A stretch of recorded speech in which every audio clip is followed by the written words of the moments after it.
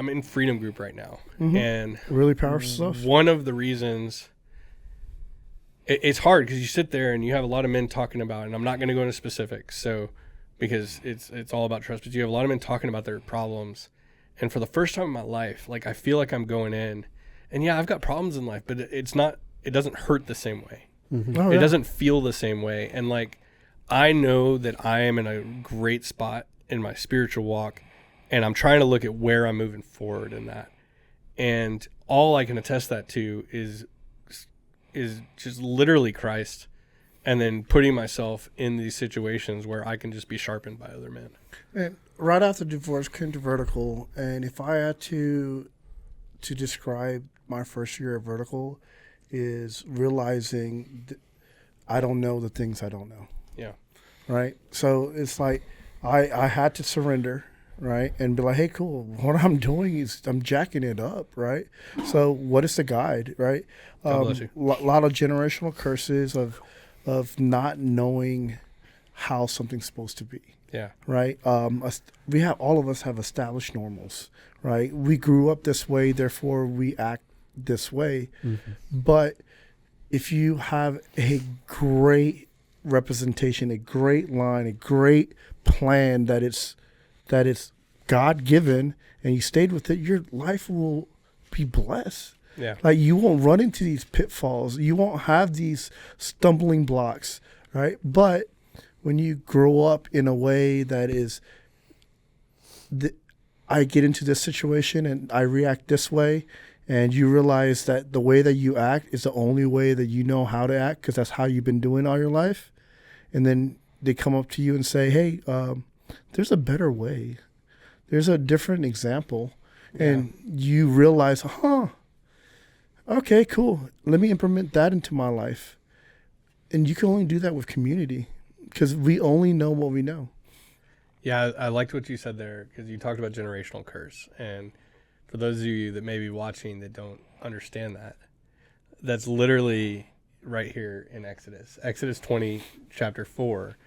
It talks about not making false idols, right? Mm-hmm. Like that's the start of it. Oh. And a lot of times when we go through the 10 Commandments, we just leave it at that. You shall not make false idols, right? So you shall not make for yourself an idol in the form of anything in heaven above or on the earth below. You shall not bow down to them or worship them, for I, the Lord, am a jealous God. And then watch this. Punishing the children.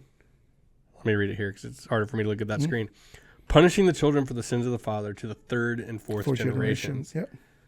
However, for third and fourth generations of those who hate me, but showing love to 1,000 generations of those who love me and keep my commandments. And this is one of the things that I read in Freedom in week 1 because we were in our groups talking and it became relevant.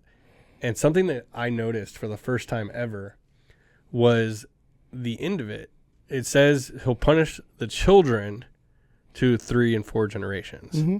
But then when it says he will, I misread it. He'll bless you. But showing love to 1,000 generations of those who love me and keep my commandments. The thing that stuck out to me there, he doesn't say the children of 1,000 generations. And so there's like, you can affect generations before you can affect generations after you. And there's so many stories of people out there saying, the crud stops here, like with us. We're going to change our lineage. Pastor Jody talks about this all the time, changing his lineage. But then how many times do you see that change obviously affect the generations below, but also affect the generations above? Jody brought this up in one of my first base camp, and while I was talking, I'm doing the math, right? I'm like, I have 6 kids. So, like, what's a generation, right? One more than a quiver. Right? So, you do the math, right? Like, so if I have an average, you look it up, an average household has 2.5 kids, one generation, then the next generation, right? Do the math of 1,000 generations. Yeah. Right? Yeah, but I thought the point was really unique that it doesn't point out children. Like, obviously, we think that way when you're saying generation after generation after generation. But Pastor Doug shared his story, right, of his hurt with his fathers. And he was one of the ones that I know has said, like, he and Annette, they were like, we're not going to deal with it, But then his father, his stepfather, his pastor that he got hurt by, all three of them repented and came back. And like his fathers both now are very godly Christian men. And I was like, dude, literally, you said it stops with me, and it affected upwards too. Mm-hmm. It's not just downward. It's crazy to me to think about that. And that's all glory to God, first and foremost, but putting yourself in community, putting yourself in like-mindedness with other people to continue to sharpen yourself.